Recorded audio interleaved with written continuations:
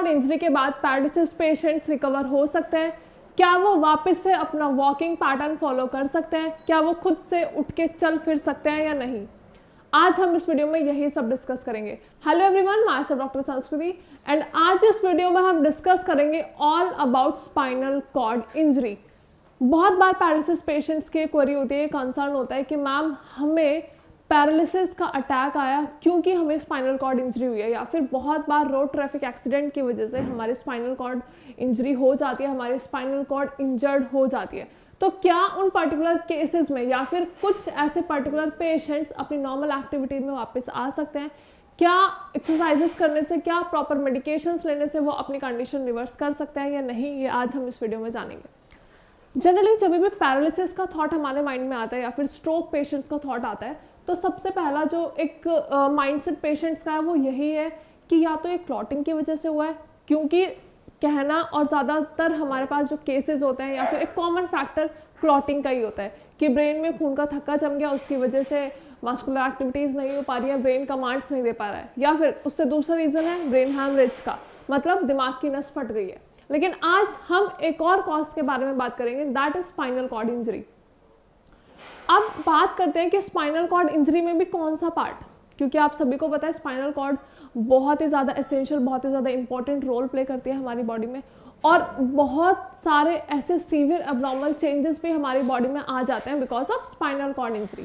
तो अगर ध्यान रखने वाली बात यह है कि अगर आपको चोट ऊपर के हिस्से में लग रही है, मतलब लाइक सपोज आपको फिगर में दिख रहा होगा स्पाइनल कॉर्ड है, अगर स्पाइनल कॉर्ड के ऊपर वाले हिस्से में प्रॉब्लम हो रही है तो उसकी वजह से क्या हो सकता है, या फिर रोड ट्रैफिक एक्सीडेंट में अगर एकदम से हिट हुआ है आपकी अपर बैक पे, मतलब अपर स्पाइनल कॉर्ड पे, तो उसकी वजह से बहुत सारे सिवियरिटी चेंजेस आ सकते हैं आपकी बॉडी में, और साथ साथ आपको पैरालिसिस, टेट्राप्लेजिया या फिर क्वाड्रिप्लेजिया हो सकता है, मतलब आपके चारों लिम्स अफेक्ट हो सकते हैं, आप टोटली बेड रिडन हो सकते हैं। लेकिन हाँ, अगर हम बात करते हैं कि हमारे स्पाइनल कॉर्ड के नीचे वाले हिस्से में अगर इंजरी हुई है तो उसकी वजह से क्या होगा, उसकी वजह से इफेक्ट आएगा सारा हमारे पैरों पे, मतलब हमें पैराप्लेजिया होने के चांसेस होते हैं।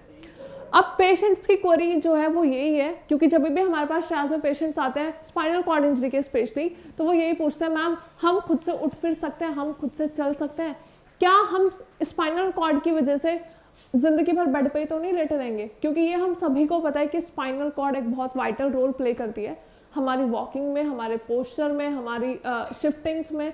आप जब भी अभी मैं बैठी हूँ, लाइक सपोज यहाँ पे अभी मैं उठूंगी तो हमारी एब्डोमिनल मसल्स में, हमारे स्पाइनल कॉर्ड में एक स्लाइट प्रेशर पड़ता है, क्योंकि सारी एक्टिविटीज हमारी वहीं से परफॉर्म हो रही होती है।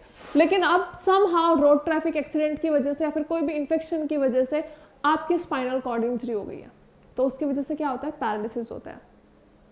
अब पेशेंट्स ये सोचते हैं कि मैम अब हम अपनी कमर ठीक करें या फिर हम अपने चलने पे फोकस करें। तो आपको ये माइंडसेट सबसे पहले अपने माइंड से निकालना है, आपको ये नेगेटिव थॉट सबसे पहले निकालना है, क्योंकि ऐसा नहीं है कि स्पाइनल कॉर्ड इंजरी के पेशेंट्स में रिकवरी देखने को नहीं मिलती। इट्स ऑल अबाउट, जैसे पैरालिसिस पेशेंट्स फर्स्ट 6 मंथ्स में बहुत जल्दी रिकवर कर जाते हैं, स्पाइनल कॉर्ड के पेशेंट्स भी फर्स्ट 6 मंथ में बहुत जल्दी रिकवर कर जाते हैं, या फिर अगर समहाउ उनकी रिकवरी बहुत ज़्यादा ग्रेजुअल है, बहुत ज़्यादा स्लो है, तो 1 to 2 ईयर में छोटे छोटे चेंजेस, स्लो चेंजेस देखने को मिलते हैं और पेशेंट्स बहुत जल्दी रिकवर भी हो जाते हैं। लेकिन हाँ, अगर आप ये सोचो कि आपको चोट भी लगी, आपको पैरालिसिस भी हुआ, आप पूरे दिन बेड पे लेटे रहोगे तो आप ठीक हो जाओगे, क्योंकि जैसा कि मैंने पहले भी आपको बताया स्पाइनल कॉर्ड इंजरी बहुत ही ज़्यादा सीवियर इंजरी होती है, तो आपको बहुत सारे प्रिवेंटिव मेजर्स, बहुत सारे प्रिकॉशंस लेने होंगे। वो कौन से प्रिकॉशंस है ये अभी हम डिस्कस करते हैं। सबसे पहले एक्सरसाइजेस। लेकिन हाँ, एक्सरसाइजेस के टाइम आपको ये ध्यान रखना है कि आप कौन सा करेक्ट पैटर्न फॉलो कर रहे हो, कौन सा करेक्ट रिहैबिलिटेशन प्रोग्राम फॉलो कर रहे हो, क्योंकि बहुत बार ऐसा होता है कि पेशेंट्स 1-2 एक्सरसाइज करके अपनी होप छोड़ देते हैं, या फिर कुछ कम ड्यूरेशन के लिए, लाइक सपोज 15 डेज या फिर 1 मंथ के प्रोग्रेशन के बाद वो छोड़ देते हैं कि हमें तो रिकवरी देखने को मिल ही नहीं रही है, हमें तो रिजल्ट्स देखने को मिल ही नहीं रहे हैं। तो आपको थोड़ा पेशेंस रखना पड़ेगा, आपको कॉन्फिडेंस रखना पड़ेगा अपने आप पे कि आप ठीक हो जाओगे, क्योंकि प्रॉब्लम बहुत ज़्यादा सीवियर है। पैरालिसिस पेशेंट्स बहुत जल्दी अपनी होप छोड़ देते हैं ठीक होने की। तो सबसे पहले जो ध्यान रखने वाली बात है वो यही है कि आप अपने पेशेंस को लूज ना करें, आप अपनी होप्स को लूज ना करें, और आप जितनी एक्सरसाइजेस करोगे, लेकिन ध्यान रखने वाली बात क्या है कि कौन सी एक्सरसाइज कर रहे हो, कितनी ड्यूरेशन के लिए कर रहे हो, क्या वो एक्सरसाइज क्वालिटेटिव है, क्या वो आपके अंदर रिकवरी लेके आ रही है या नहीं लेके आ रही, और आप पर्टिकुलरली कितने सेट्स कर रहे हो, मतलब कितने रिपीटेटिव एक्सरसाइजेस कर रहे हो। क्योंकि जब हम एक्सरसाइजेस बार बार रिपीट करते हैं तो उससे क्या होता है, एक मैकेनिज्म डेवलप होता है, दैट इज न्यूरोप्लास्टिसिटी। अब न्यूरोप्लास्टिसिटी को वापस से रीजनरेट करने के लिए, मतलब आपकी ब्रेन एक्टिविटीज को वापस से रीजनरेट करने के लिए ये बहुत ज़रूरी हो जाता है कि हम पेशेंट को एक ही एक्सरसाइजेस के बहुत सारे सेट्स करवाएं। लेकिन हाँ, कब करवाएं, जब पेशेंट्स खुद से कंफर्टेबल हो, जब पेशेंट्स खुद से इनिशिएटिव ले रहे हो। क्योंकि अगर आप अपने पेशेंट को हर टाइम ज़बरदस्ती एक्सरसाइजेस कराओगे तो उससे रिकवरी देखने को नहीं मिलेगी। तो इंपॉर्टेंट यही है कि पेशेंट खुद से इनिशिएटिव ले और बोले खुद अपने थेरेपिस्ट को या केयर गिवर्स को कि मुझे एक्सरसाइजेस कराओ, मुझे उठा के हाथ से बिठाओ, या फिर मैं लेटा हुआ, मैं पूरे दिन लेटा ही रहता हूँ तो मेरी एटलीस्ट मेरी टर्निंग्स दिलवाओ। लेकिन आपको being a therapist, being a care giver, ये ध्यान रखने की जरूरत है कि ऑलरेडी पेशेंट की बैक हर्ट हुई है, मतलब स्पाइनल कॉर्ड इंजरी है, तो आपको बहुत ही केयरफुली, बहुत ही slowly and gradual exercises perform करवानी है। क्यों? ताकि आपके बैक पे कोई जर्क ना आए, साथ साथ आपके पोस्चर में कोई प्रॉब्लम ना आए और पेशेंट को बहुत ज़्यादा सीवियर पेन ना हो। क्योंकि जब भी पेशेंट्स को बहुत ज़्यादा पेन होता है तो वो इरिटेटेड हो जाते हैं, लेथार्जिक हो जाते हैं, उन्हें ऐसा लगता है कि हम नहीं कर रहे एक्सरसाइज, हम एक्सरसाइज से कोई रिकवरी नहीं मिल रही है। तो सबसे पहला जो पॉइंट ध्यान रखना है वो यही रखना है कि आपको अपने पेशेंट का मेंटल लेवल समझना होगा, आपको उनको हेल्थली बूस्ट अप रखना होगा, आपको उनको कॉन्फिडेंस में लेके आना होगा कि वो ठीक हो जाएंगे। लेकिन कब ठीक होंगे? जब वो धीरे धीरे ग्रेजुअली एटलीस्ट कुछ रेंज ऑफ मोशन तो परफॉर्म करें। क्योंकि पेशेंट्स को ये लगता है कि हम ठीक नहीं हो पाएंगे, हम कितनी भी एक्सरसाइजेस कर लें हम ठीक नहीं होंगे। तो सबसे पहले ये माइंडसेट आपको निकालना है, जितने भी नेगेटिव थॉट्स हैं अपने माइंड से निकालने हैं। और ऐसा नहीं है कि स्पाइनल कॉर्ड इंजरी के पेशेंट्स ठीक नहीं हो सकते, हाँ, लेकिन मैं फिर से कहूँगी कि टाइम लगता है। अगर 6 मंथ्स में आपको बहुत जल्दी रैपिड रिकवरी दिख रही है और फिर समहाउ आपकी रिकवरी रुक गई है, तो ऐसा नहीं है कि आप रिकवर नहीं कर रहे, लेकिन बस ये हो जाता है कि आपकी रिकवरी बहुत ज़्यादा ग्रेजुअल होना शुरू हो जाती है, बहुत ज़्यादा स्लो होना शुरू हो जाती है। लेकिन उसका ये मतलब नहीं है कि रिकवरी हो नहीं रही।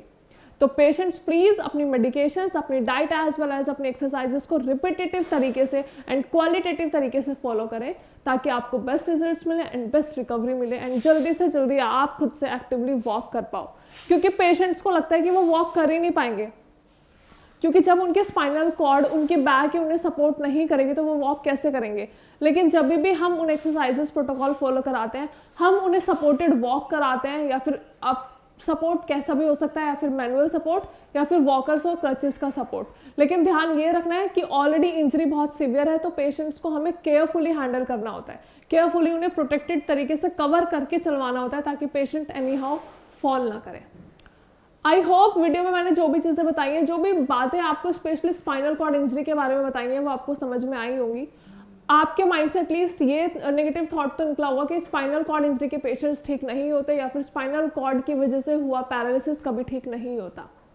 अगर वीडियो के रिगार्डिंग कोई भी क्वेरी है, या फिर आपको पहले कभी SCI स्पाइनल कॉर्ड इंजरी हुई है और आप ठीक नहीं हो रहे हो, आप रिकवर नहीं कर पा रहे हो, तो डू कॉन्टैक्ट श्रेयास। हमारे डॉक्टर्स आपको बेस्ट कंसल्टेशन प्रोवाइड करेंगे and that is totally free of cost.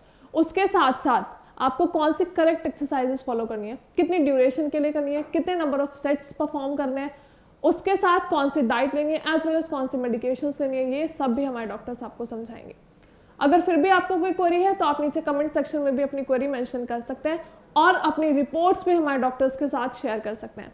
I assure you, बहुत कम टाइम में, बहुत ग्रेजुअल टाइम में आपको रिकवरी देखने को मिलेगी एंड आपको बेस्ट रिजल्ट्स मिलेंगे। Thank you so much.